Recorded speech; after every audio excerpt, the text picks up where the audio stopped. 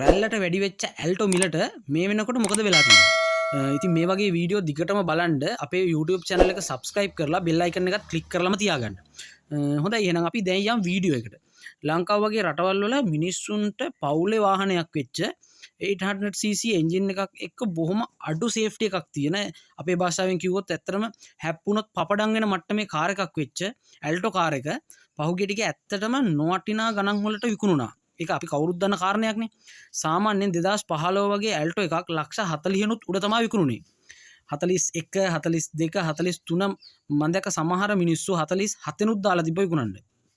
ඉතින් ලංකාවේ ඒ වෙනකොට වාහනයක් ගන්න බලන් හිටපු මිනිස්සුන්ට මේ මිල නොවටිනා මිලක් කියලා දැනත් වෙන කරන්න දෙයක් නැතිකමට මේ වාහන අධික මිලක් දීලා මිලදී ගන්න සිද්ධ වෙලා තිබ්බා. හැබැයි වාහන ආනයන සීමා ඉවත් කරලා රට ඇතුළට වාහන ආනයනය කරන්න පටන් ගන්නවත් එක්ක දැන් මේ තත්ත්වේ ටිකක් වෙනස් වෙගෙන යන බවක් අපිට පේන්න තියෙනවා.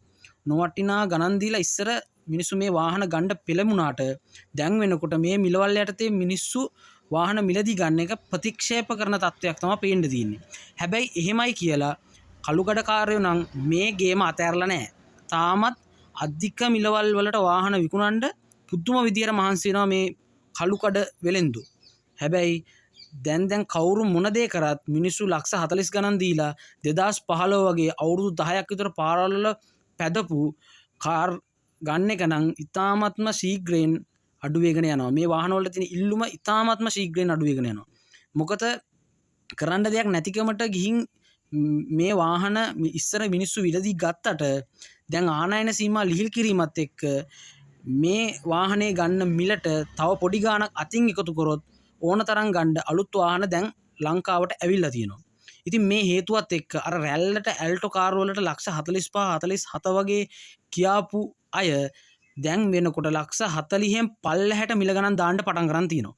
ලක්ෂ 37ට වගේ ඇල්ටෝ කාර් දාලා තියෙනවා සුලභව මේ වෙනකොට දකින්න පුළුවන් තත්ත්වයක් උදා වෙගෙන එනවා. සමහර මිනිස්සු සල්ලි හදිස්සි මත විකුණන වාහන සාමාන්‍යයෙන් ලක්ෂ 35ට වගේ දාන්න තත්ත්වයක් දැක ගන්න පුළුවන් ටිකක් මහන්සි වෙලා හෙව්වොත්. ඉතින් මේ තත්ත්වෙත් එක්ක ඇල්ටෝ කාර් එකක් ගන්න බලන් ඉන්න කෙනෙකුට ඉදිරියේදී වාහනයක් ගන්න පුළුවන් වෙයි කියලා අපි බලාපොරොත්තු වෙනවා. ඊටමත්ම සාධාරණ මිලකට.